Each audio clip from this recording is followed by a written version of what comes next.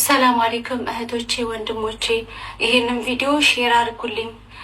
በመጀመሪያ ወንድሜ ታሜ፣ ሙኒት እህቴ በጣም ይቅርታ፣ የዛሬ አመት አስቀይሜያችኋለሁ።